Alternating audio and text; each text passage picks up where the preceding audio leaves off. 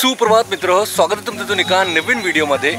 आज आपण त्या कॉटेजमधून चेकआउट केलेलं आहे, कारण की त्या तिथे पुढच्या दिवसाची बुकिंग फुल आहे। मी 2च दिवसाचं बुकिंग तिथे केलं होतं।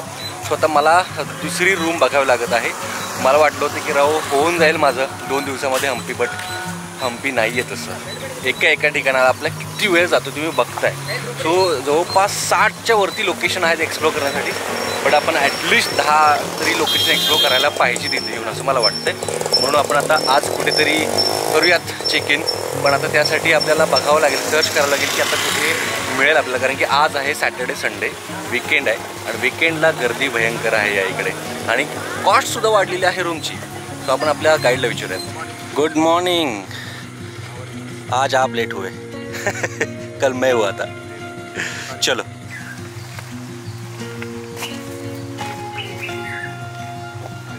Hello, good morning. I am fine. Okay sir, thank you. Sure sir, thank you. जीवन तर मित्रांनो, आपली राहायची तर सोय झालेली आहे। बालाजी होमस्टे यांच्याकडे मी राहिलेलो आहे आणि ह्यांचं जे नाव आहे, आपलं नाम काय? देवराजजी। आणि हे आहे तिथले गाईड आणि ते आहे तिथल्या गाईड युनियनचे डायरेक्टर, स्टेट लेवलचे ते। सो त्यांची या इथे मस्तपैकी बनाना शेतीसुद्धा आहे आणि या इथे त्यांचं स्वतःचं फॅमिली होमस्टे आहे, ज्याच्यामध्ये ते नाश्ता किंवा जेवण, तुम्हाला चहा, सगळ्या गोष्टी ह्याच्यामध्ये प्रोव्हाइड करतात। फक्त त्याचे जे चार्जेस आहेत ते सीझन टू सीझन मॅटर करतात। लाइक अभी के सीजन में 1000 rupees, 1000 rupees, weekend 1000, everyday 1000, everyday 1000। आणि जेव्हा November to January the high season there are 1500 2000 rupees. हाँ, नदी देखने के लिए जाते हैं ना। चलो चलो मित्रांनो, आता आपण आहोत विरूपाक्ष मंदिराच्या उत्तर गेट जवळ आणि या इथे पाठीमागे बघताय एक छोटासा बाजार आहे। या इकडे आल्यानंतर मी 1-2 गोष्टी नोटीस केल्यात। या इकडच्या बाजारांमध्ये प्रामुख्याने इलायची, केळी जास्त विकली जातात आणि या इकडे बऱ्यापैकी स्वस्त सुद्धा आहेत, कारण की या इकडे त्याचीच जास्त शेती केली जाते। तुम्ही बघताय बऱ्याच ठिकाणी आपल्याला केळीच्या बागा दिसतात। सोबतच या इथे नारळ सुद्धा आहे। तर ते नारळ तर सगळीकडे तुम्हाला माहिती साऊथ इंडियामध्ये आहेत। आता या इथे मी येण्याचं अजून एक महत्त्वाचं कारण मी तुम्हाला सांगतो। या इथे आहे एक हत्तीन बोलू शकतो, कारण की तिचं नाव आहे लक्ष्मी, जी आलेली आहे आंघोळ करायला। ती हत्ती नसते या विरूपाक्ष मंदिरामध्ये, तर ती आता आंघोळ करते, ते आपण बघूयात। चला, ही आहे ती हत्तीन, जिचं वय आहे 35 वर्ष, म्हणजे जवळपास माझ्याच वयाची। आपण तेवढी दिप्पाड आहे, किती निवांत मस्तपैकी आंघोळ करते। आता उभी राहिल्यानंतर ना आपल्याला बघता येईल।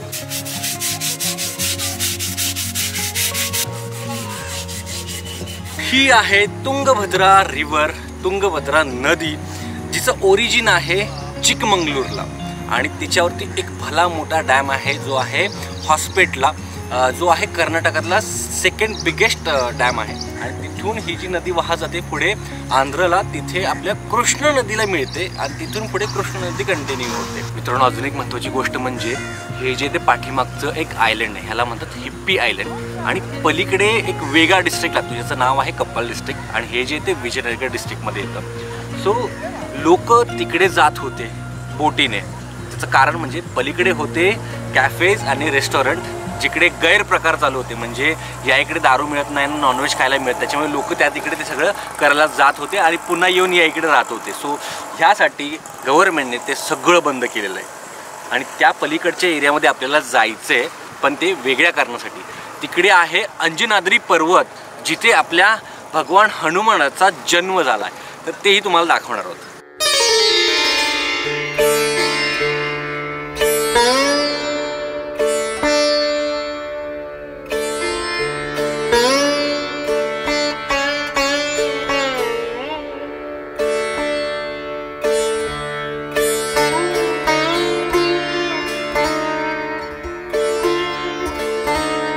मित्रांनो, आपण आता आलेलो आहोत ब्रेकफास्ट करायला टेस्ट ऑफ ब्राह्मिन्स या हॉटेलमध्ये। या taste of Brahmins hotel, okay. या इथे काय काय मिळतं ते आपण यांना विचारूयात। वी हॅव इडली आणि अप्पे, या पुरी, ओके, आणि देन वडा। हे टेस्ट ऑफ ब्राह्मण जे आहे ना, ते मँगो ट्रीच्या जवळच आहे। आणि मँगो ट्री कुठे आहे? तर ह्या विरूपाक्ष मंदिराच्या शेजारी. मित्रो, हम्पीचं जे बस स्टँड आहे ते आहे विरूपाक्ष मंदिराच्या एक्झॅक्टली समोर आणि त्या तिथेच तुम्हाला ऑटोज मिळतील किंवा लोकल ट्रान्सपोर्ट या इथे मिळेल. सोबतच या इथे एक छोटंसं मार्केटसुद्धा आहे. सो जर तुम्हाला काही घ्यायचं असेल तर तुम्ही इथे येऊ शकता किंवा इथून तुम्हाला जर हॉस्पिटलला जायचं असेल तर तुम्ही इथून जाऊ शकता. मित्रो, कुठल्या गोष्टीची सुरुवात ही आपण गणेशापासून करत असतो, म्हणून विरूपाक्ष मंदिराला भेट देण्याआधी पहिल्यांदा आपण आलेलो आहोत श्री गणेशाचं दर्शन घ्यायला. आता ही जी मूर्ती आहे ना ती एकाच दगडामध्ये कोरलेली आहे. सो हे एक वैशिष्ट्य ह्या गणपतीचं. आता या इथे ना हम्पीमध्ये फिरत असताना तुम्हाला एक शास्त्र पाळावं लागतं, ते म्हणजे की थेट कुठल्याही मंदिराला आपण व्हिजिट नाही केली पाहिजे. त्याची जी प्रोसेस असते, आता गणपतीला आपण भेट दिल्यानंतर ना आपल्याला हा डोंगर थोडासा चढायचा आहे आणि इथून आपल्याला खाली उतरायचं आहे.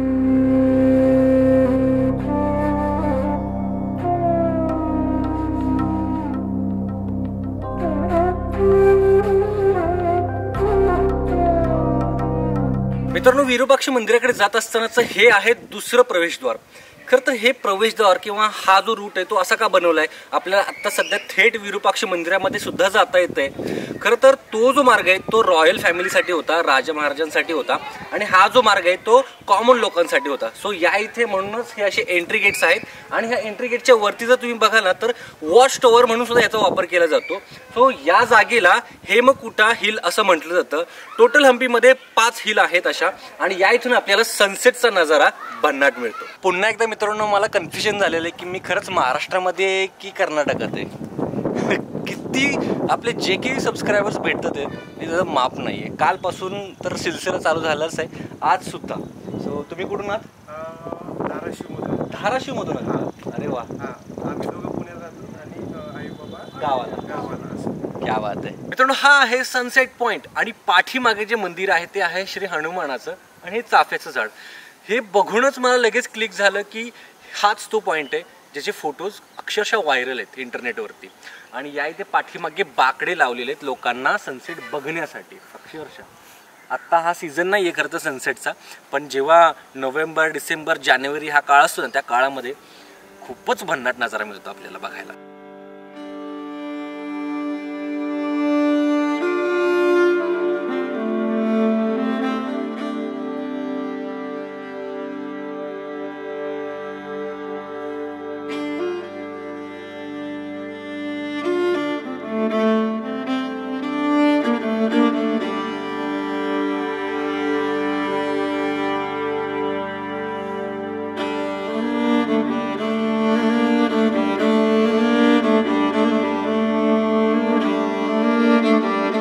हा नजारा दिसतो आपल्याला हेमकुटा हिलवरून.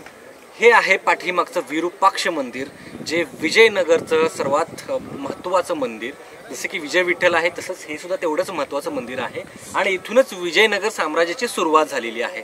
आता हे विरूपाक्ष म्हणजेच काय तर भगवान शिवशंकराचा अवतार आणि शिवशंकराची जी पिंड आहे ती आतमध्ये ती बनवलेली गेलेली आहे चालुक्य राज्यांनी आणि त्याच्यानंतर पूर्ण पाठीमागचा जो परिसर आहे तो बनवलेला आहे विजयनगर साम्राज्याने. हा जो तुम्ही पाठीमागचा जो एंट्रन्स गेट बघत आहात तो कर्नाटकातला सर्वात उंच एंट्रन्स गेट आहे आणि त्याची अजून एक महत्त्वाची गोष्ट आहे, सायंटिफिक गोष्ट आहे, ती म्हणजे की वरचा जो टॉवर आहे तिथून त्याचं रिफ्लेक्शन हे उलटं दिसतं त्या मंदिराच्या पाठीमागे. सो इथले जे मंदिराचे जे टॉवर्स असतात ते सर्वात उंच असतात आणि मेन मंदिर हे छोटंसं असतं.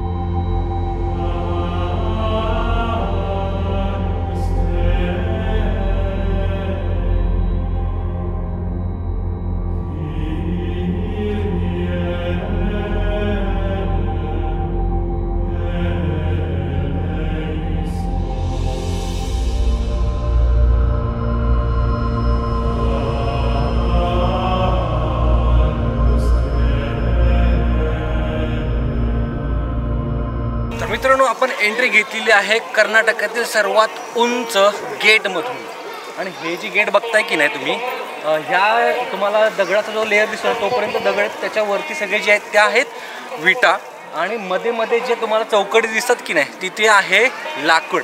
आता मध्ये की नाही हा तुम्हाला मधला जो भाग आहे तिथे बऱ्यापैकी क्रॅक गेले होते म्हणून ब्रिटिशांनी लंडनहून तो सपोर्ट आणलेला आहे आणि या इथे तो बसवलेला आहे. मित्रो, एंट्री घेतल्यानंतर आपल्याला या इथे दक्षिण भागामध्ये दिसतो एक सभामंडप आणि या सभामंडपाच्या पश्चिम भागामध्ये आहे हे मंदिर. आता या इथे आपल्याला करायची आहे एंट्री फी वगैरे घेतात या इथे. कॅमेऱ्याचे चार्जेस किती असतात ते किती आहेत ते बघूयात. तर कॅमेऱ्याचे चार्जेस आहेत 50 रुपये आणि थेट गर्भगृहामध्ये तुम्हाला जर एंट्री घ्यायची असेल तर त्याचे 25 रुपये आहेत. आणि आपण सकाळी जी हत्तीन पाहिली होती की नाही, लक्ष्मी हत्तीन, ती या इथे आलेली आहे बघा.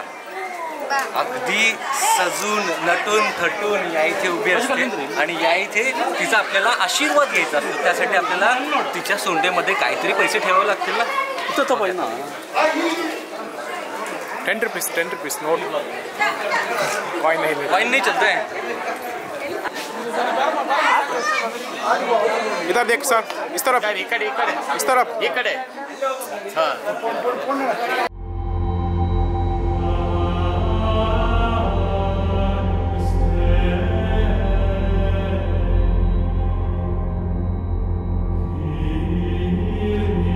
Lightings are that time you can see red corner red light, white corner white light. That time no lighting, that time natural lightings.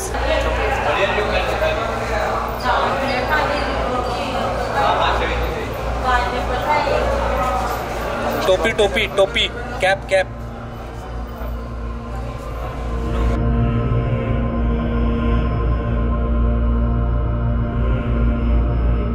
मित्रांनो, जसं की आपण त्या हिलवरून सांगितलं, तो जो सर्वात मोठा टॉवर आहे त्याच्यावरचा जो काही कळस आहे त्या कळसाचं चित्र या इकडे उलटं दिसतं. म्हणजे ह्या मंदिराच्या पाठीमागच्या एका खोलीमध्ये.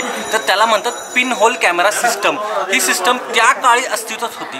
ही कशासाठी बनवली गेली होती हे मी तुम्हाला सांगतो. जेव्हा पण या रॉयल फॅमिलीमध्ये कोणाचं लग्न होत असेल तेव्हा त्या जोडप्याला त्या कळसाचं पूजन करणं अनिवार्य असायचं. त्यामुळे तिथपर्यंत वरपर्यंत पोहोचणं थोडंसं डिफिकल्ट होतं. म्हणून त्या कळसाचं जे चित्र आहे ते या इथे ह्या एका खोलीमध्ये तिकडून रिफ्लेक्शन पडत होतं आणि या इथे त्याची पूजा करत होते. म्हणून ही खास टेक्नॉलॉजी त्यावेळी विकसित केली गेली होती. आता आपण आलो आहोत विरूपाक्ष मंदिराच्या रंगमंडपात. हा रंगमंडप गर्भगृहाला जोडलेला आहे, ज्याचे बांधकाम राजा कृष्णदेवराय यांनी शके 1588 मध्ये केले. रंगमंडपाच्या प्रवेशद्वारावर शिवपार्वतीच्या मूर्ती आहेत, तर खालच्या बाजूस ससा, मगर, सिंह, व्याघ्र, हत्ती अशा विविध प्राण्यांपासून निर्मित केलेल्या व्यालाकृती आहेत. हीच ती प्रसिद्ध विजयनगर शैलीतील रचना. हंपीतील इतर मंदिरातही या आगळ्या वेगळ्या शैलीतील व्यालशिल्पे आपल्याला दृष्टीत पडतात. हंपीतील जवळपास सर्वच मंदिरातील स्तंभावर हे व्याल व त्यावर आरूढ असलेल्या स्वारांची कित्येक शिल्पे आहेत. रंगमंडपातील सर्वात महत्वाचे आणि आवर्जून बघण्यासारखे म्हणजे या छतावर कोरलेली भित्तिचित्रे. विष्णूचे दशावतार, द्रौपदी विवाह प्रसंगी अर्जुनाने केलेला मत्स्यभेद, मदनाने केलेल्या शिवाच्या तपस्येचा भंग इत्यादी खास विजयनगर शैलीतील असलेली विविध रंगीत चित्रे येथे आहेत. विरूपाक्ष मंदिर कव्हर केल्यानंतर आता आपण निघालो आहोत ती नरसिंहाची मूर्ती बघायला, जी खूप फेमस आहे. हंपीमध्ये आल्यानंतर तुम्ही हंपीचा जसा तो रथ बघता, विजय विठ्ठल मंदिर बघता किंवा विरूपाक्ष मंदिर बघता, तशीच ती सुद्धा मूर्ती आहे. ती मी तुम्हाला दाखवतो. This is Ganesha, India largest Ganesha, total 18 feet height है. This is a monolithic, single stone में कार्व किया सा. पहले गणेशा कार्व किया, बाद में टेम्पल बिल्ड किया. But this Ganesha only royal परिवार पूजा करता था, common people not other. Common people और एक गणेशा सासवे काल गणेशा, इसका मस्टर्ड गणेशा. दिस इज कटले काल गणेशा. कटले काल मतलब हम लोग चन्ना कहते ना, तो उसके पेट है ना चन्ना शेप है, उसके लिए चन्ना गणेशा बोलता है. हंपीच्या गर्मीने अक्षरशः उफाळून निघालोय. म्हणलं यायचं आता दिसलेला उसाचा ज्यूस पिऊन टाकूयात. चीयर्स.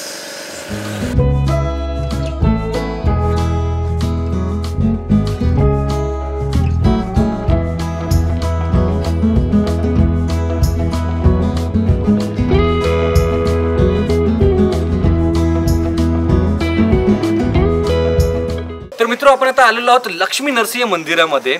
ही जी मूर्ती आहे ती भारतातील दुसऱ्या क्रमांकाची सर्वात उंच मूर्ती आहे नरसिंहाची. आणि याला लक्ष्मी नरसिंह असं का म्हटलं जातं, तर आधी की नाही या इथे लक्ष्मी बसलेली होती त्या तिथे. आता उद्ध्वस्त जेव्हा करण्यात आलं हे साम्राज्य तेव्हा लक्ष्मीची मूर्ती तोडण्यात आली, त्याच्यामुळे आता त्याला उग्र नरसिंह असं म्हटलं जातं. सो ह्याच्यावरती ना एक लाकडी असं छप्पर होतं, ते छप्पर जाळण्यात आलं. त्याचे डाग अजूनही काळे डाग ह्या मूर्तीवरती तुम्हाला दिसतात. बऱ्यापैकी ASI मार्फत इकडे रिस्टोरेशन चालू आहे. पण ही जी मूर्ती आहे ती इथे कशी काय अखंड खडकामध्ये कोरलेली ही मूर्ती आहे. आणि ही मूर्ती विजयनगर साम्राज्याला म्हणजेच कृष्णदेवराय या राजाला गिफ्ट मिळालेली आहे. तीही आर्य कृष्ण भट्ट हे एक ग्रेट आर्किटेक्चर होते. त्यांना असं वाटलं की कृष्णदेवराय हा जो आहे तो खूप विष्णू भक्त आहे, तर त्यांना ही मूर्ती विष्णूचा 4था अवतार गिफ्ट करावी म्हणून ही मूर्ती या इथे आहे. या लक्ष्मी नरसिंह मंदिराच्या शेजारीच एक शिवपिंड आहे जी खूप मोठी आहे. साऊथ इंडियातली दुसऱ्या क्रमांकाची सर्वात मोठी पिंड आहे. सर्वात मोठी जी पिंड आहे ती आहे तंजावरमध्ये. आणि या पिंडीचं वैशिष्ट्य काय माहिती आहे काय, हिच्या भोवती असणारं जे काही पाणी ना ते वर्षातलं एकही दिवस थांबत नाही. त्याचं कारण काय तर हे या इथे जे पाणी तुम्ही बघताय हे पाणी आणलेलं आहे इथल्या तुंगभद्रा नदीमधून. सो हे म्हणजे त्यांनी त्या काळीच ही तजवीज करून ठेवलेली आहे की या पाटामार्गे पाणी थेट येणार त्या पिंडीवरती, तसंच ते पाणी पुढे जाणार. सो पाण्याचं व्यवस्थापन त्या काळी कसं होतं ह्याचा एक नमुना.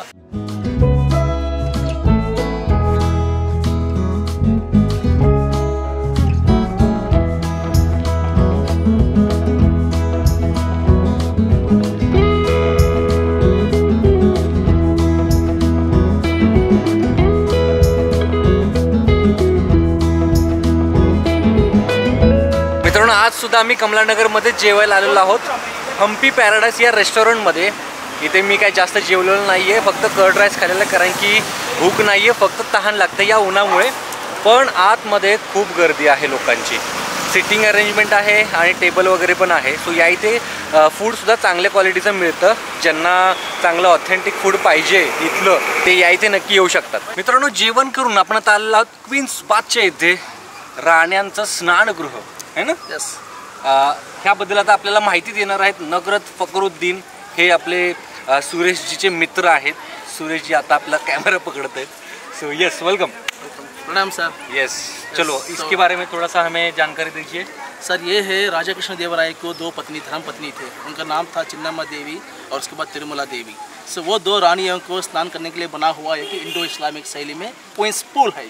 ये 16th सेंचुरी का कंस्ट्रक्शन है सर. ये इंडो इस्लामिक स्ट्रक्चर में बनाया है ये. ओके. ये राजवाड़ा से थोड़ा हटके बनाया है, इसलिए बनाया है कि ये यहाँ पर ग्राउंड है, ये पूरा सारा मैदान था यहाँ पर. ये पूरा फोर्टिफिकेशन किया है.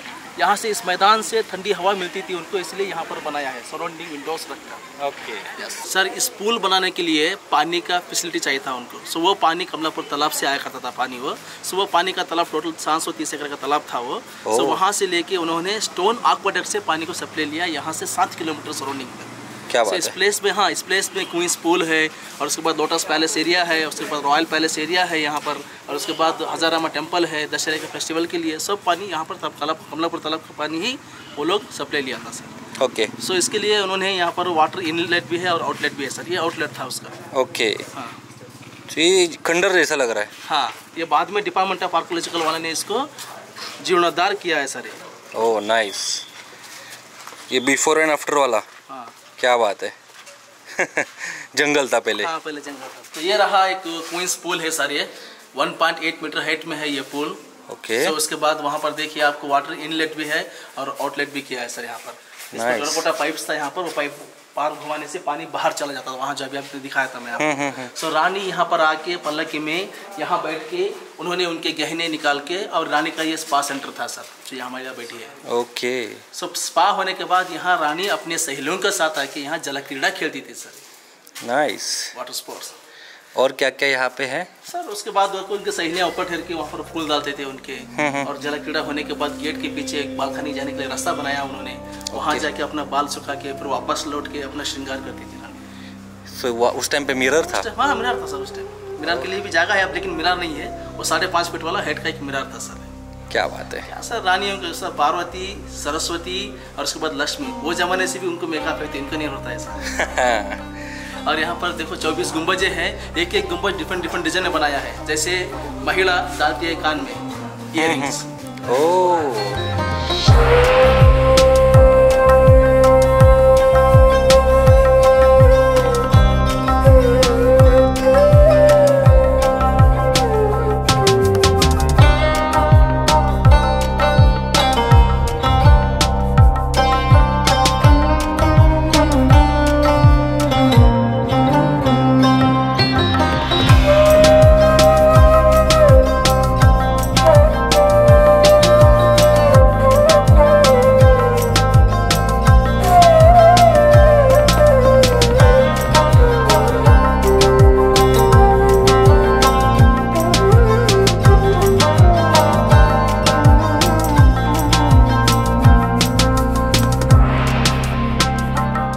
आपण आलेलो आहोत अशा मंदिरामध्ये, ज्या मंदिरामध्ये हजाराहून अधिक राम स्कल्पचर्स आहेत.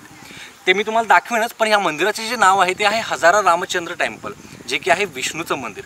चला एक्सप्लोर करूयात. सर रामायण जो है यहाँ से स्टार्ट हुआ है सर. वो श्रावण कुमार ने अपने माता पिता को लेके कंधे पे काशी विश्वनाथ के लिए निकले हैं सर, ये वाला. सो जाते जाते उनका पानी का प्यास हो जाता है, उन्होंने जाते जाते एक पेड़ में उनको लटका के पानी लाने के लिए वहाँ पर गए हैं श्रावण बढ़ने. सो उसी समय दशरथ महाराज ने वो गए थे शिकार के लिए. वहाँ वो पानी का साउंड सुन के उन्होंने गलती से हिरन बोल के शब्द वेदी का बाण छोड़ के श्रावण को मार दिया उधर. तो ये पाप मैं क्या कर दिया बोल के उन्होंने उसके बाद वो पानी की लेके उनके पिताजी को देने के लिए जाते हैं वहाँ, तो वहाँ उन्होंने पुत्रकामेष्टि का शाप दिया है. वही शाप लेके दशरथ जी यहाँ पर आते हैं ऋषिशृंग महर्षि के पास. यहाँ पुत्रकामेष्टि का यज्ञ कर रहे हैं. उन्होंने कुछ प्रसाद देते हैं, वही प्रसाद लेकर के अपने 3 पत्नियों को बांट रहे हैं सर, कौशल्या, कैकेयी, सुमित्रा. यहाँ राम लक्ष्मण भरत शत्रुघ्न है. सो यहाँ राम और लक्ष्मण वनवास के टाइम में 14 साल वनवास में कुछ राक्षसों को भी संहार करते हैं, कुछ शाप भी विमोचन होते हैं सर. तो यहाँ देवी अहल्या का शाप विमोचन हुआ है सर, देखिए सर. सो राम जी के चरण पत्थर को लग के वहाँ पर अहल्या देवी का शाप विमोचन हुआ है सर. आधा पत्थर आधा अहल्या देवी है यहाँ पर. ओके. और वहाँ शूर्पणखी को नाक काट रहे हैं लक्ष्मण जी. ओ, वो समझ में आ रहा है. हाँ. ये मारीची स्वभाव का झगड़ा हो रहा है सर यहाँ, युद्ध. ओके. सो इसमें मारीच बच जाता है सर, सुबह को मार देते हैं राम जी. वही मारीच को सोने की रन बना के छोड़ देता है रावण. ओह. सो यहाँ देखिए विश्वामित्र कहते हैं राम और लक्ष्मण को जनक महाराज के पास लेके आए सर इनको सीता स्वयंवर के लिए. वो शिवधनुष तोड़ने का प्रोग्राम है सर यहाँ. ओह. हाँ, रावण ने देखो यहाँ पर सीता मैया को हरण करने के लिए मारीच को सोने के हिरण बना के छोड़ दिया है. सोने के हिरण बना के सीता मैया देख के राम जी को मांग रही है मुझे वो चाहिए बोल के. और उसके बाद उन्होंने यहाँ पर वो राम जी उसको पकड़ने के लिए गए हैं, तो भाई को कह के जा रहे हैं मैं वो सोने के हिरण जाके लाता हूँ, तुम अपने भाभी को संभालो बोल के. ओह. राम जी वो हिरण को पकड़ते पकड़ते यहाँ पर आ गए हैं. वो गायब होके यहाँ पर शैतान मारीच बन गया है सर. ओह. देखो राम जी उसको संहार कर गए हैं. और उसके बाद वो इधर हिरण है जो है वो मरते समय लक्ष्मण बोल के जोर से आवाज दिया, हमारे भाई कुछ हो गया बोल के. लक्ष्मण जी भी वो अपने भाई को छोड़ के अकेले यहाँ पर आ गए. ओह. उसी समय रावण ने यहाँ पर ब्राह्मण का वेश डाल के आया है सीता मैया का हरण करने के लिए. रावण ने सीता मैया का हरण करके पुष्पक विमान में लेके जा रहा है. सीता मैया जो है मुझे बचा, कोई तो मुझे बचा बोल के वो मांग रही है, कह रही है, लेकिन वहाँ देखो उनको कोई भी बचाने के लिए नहीं आता है. यहाँ सीता मैया नाराज हुई है सर. ओह. उसके बाद जटायु गाता है सर उनको बचाने के लिए, तो उसका वो विंग्स काट लेता है सर. समझे. तो ये 10 सिर आ गए हैं. हाँ गए हैं यहाँ. ओके. और उसके बाद वो जटायु को वो लेपाक्षी में रहता है, जाके राम और लक्ष्मण उठाते हैं उनको. तो वो कहते हैं कि इस तरफ लेके गए सीता मैया को बोल के. सर पूरे भारत में इस तरह का मूर्ति कहीं भी नहीं है, हमारे हजारामा टेम्पल में है सर. ये अष्टभुजा कृष्ण है सर. अष्टभुजा कृष्ण. माय गॉड, आज तक मैंने कभी ऐसा कृष्ण नहीं देखा है. हाँ, इसीलिए हमारे हम्पी में हजारामा टेम्पल में ये मूर्ति आपको देखने के लिए मिलती है. आप कल से हम्पी घूम रहे हैं. हाँ, लेकिन हाँ. आप कहीं पे देखा आपको कृष्णदेवराय का स्कल्पचर जो मेन फेमस रूलर था विजयनगर साम्राज्य का, उनका नहीं स्कल्पचर देखा. देखने के लिए आपको इधर मिलेगा सर. Oh really. हाँ, वो भी उनके बेटे के साथ. क्या बात है. हाँ, उनका एक ही बेटा था, उनका नाम था तिरुमला देवराय. ओह, चलो फिर देखते. देवराय राजा ने 1509 से लेके 1530 तक उन्होंने रूलिंग किया और हमारे साम्राज्य को बढ़ाने वाले थे उन्होंने. इसीलिए वो 14 साल की उम्र में ही अपने बेटे को राजा बनाया. तो वापस पे उसके भाई को आग लग गई. तो उनके देखे बेटे को जहर से मार दिया गया. सो ये है हमारे राजा Krishna Devaraya. Oh my god. उनके गुरु है व्यास राजा और उनके पुत्र है तिरुमला देवराय. ओह. ये माँ का मंदिर है, ये लक्ष्मी देवी का. इस मंदिर को राजा कृष्ण देवराय ने अपने बेटे को इस उम्र से लेके इस उम्र तक लेके आ रहे थे यहाँ. ओके. दर्शन के लिए. माय गॉड. तो ये कब बना है मंदिर फिर? सर ये मंदिर बनाया है 1515 में. 1515 में, मतलब कृष्णदेवराय के बाद. हाँ, कृष्णदेवराय के समय ही बना है. हाँ. तो उनके जीते जी ही ये उनका स्कल्पचर बना है. ओह, ये पूरा स्टोरी यहाँ पे एक्सप्लेन किया है. तो ये कितना टाइम जाएगा एक्सप्लेन करने के लिए? सर एक ही मंदिर एक्सप्लेन करने के लिए मैक्सिमम आपको 5 से 8 घंटा तो लगता है सर. Oh my God. हाँ. तो ये वीडियो में कवर करने के लिए तो और भी ज़्यादा लगता है। सो ये पॉसिबल तो है ही नहीं इतना सारा एक्सप्लोर करना। तो मैं लोगों को बोलूँगा कि यहाँ पे आइए और ये पूरा एक्सप्लोर करिए। 108 कार्विंग्स है सर इसमें। 108 कार्विंग्स, पूरा एंटायर रामायण जो बताया था मैंने आपको, बाल्यकांड, मध्यकांड और युद्धकांड। राम जी पैदा हुए, वनवास में गए और मध्य में युद्धकांड में, लास्ट में युद्धकांड में वहाँ वार किया। हो, जर एका मंदिराला फक्त एक्सप्लेन करायला 5 ते 8 तास लागू शकतात, तर ह्या एका व्हिडिओमध्ये हे सगळं दाखवणं कदापि शक्य नाही आहे। त्याच्यामुळे मी तुम्हाला मित्रांनो सांगेन की कधीतरी या हम्पीला 4-5 दिवस मस्तपैकी स्टे करा। तुम्हाला जर डिटेलमध्ये याचा अभ्यास करायचा असेल तर एक दिवस एक मंदिर पकडा आणि अख्ख्या मंदिरावरती ज्या काही तुम्हाला कार्यालय दिसतात त्या सगळ्यांचा अभ्यास करा।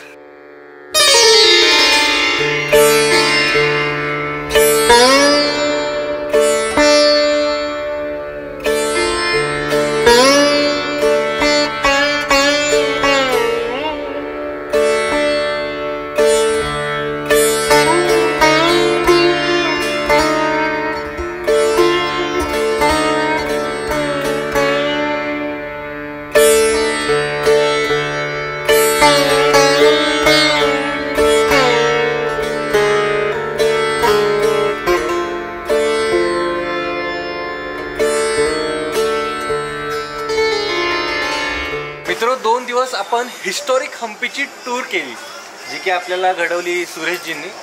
तर हे गाईड आहेत, ऑथराइज गाईड आहेत। तर तुम्हाला कधी हम्पीमध्ये यायचं असेल तर यांना तुम्ही नक्की कॉन्टॅक्ट करू शकता। त्याची डिटेल्स मी खाली व्हिडिओच्या डिस्क्रिप्शनमध्ये देतोय।